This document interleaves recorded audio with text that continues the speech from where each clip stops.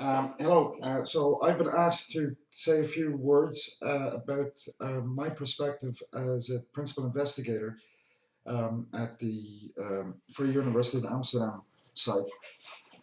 So I'm the official PI and the coordinator of the in3 project, and our specific scientific slice of this was nephrotoxicity. And you probably heard me say before, I moved from Innsbruck to Amsterdam at the beginning of this project, and I had to move the project with me. So I was feeling a bit worried about the ESRs. Were they attracted to apply for the location because it's always in the back of your mind, or was it just a science? And then I figured out I shouldn't have worried about it because Vidya and Cormac, who we hired, were just excited by the science. And Amsterdam is also a beautiful city, so Innsbruck is nice.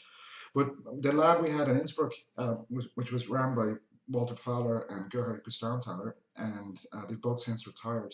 It was a real kidney in vitro nephrotox kidney speciality, and they instilled this knowledge in me, and now we're nicely moving it on away from cell lines to IPS derived cells. And our task was, it came from the stem bank project, which Anya was leading our part, to try and develop very ambitiously, trying to develop protocols that can make podocytes and proximal tubular cells. And the reason we're interested in those two is because they are the most sensitive parts of the nephron to, or the more frequently injured parts of the nephron to xenobiotics. Well, there's other regions as well that get injured by xenobiotics, but the more frequent one is those two cells. And you'll hear Cormac and Vidya explain that. So Anya developed this nice protocol, and we had to really check it for robustness. And so Vidya is doing the proximal tubular cells, and Cormac was doing the podocytes. And I felt sorry for them a bit because we gave them for 2.5 years just keep doing that protocol over and over and over again. And you know that gets boring. And we didn't have a lot of equipment when I moved because I'm not complaining about the Free University of Amsterdam because they provided it to me, but it took time to just get it in the lab. And now we have lots of great equipment like high content imagers and a Seahorse machine, and that's really nice.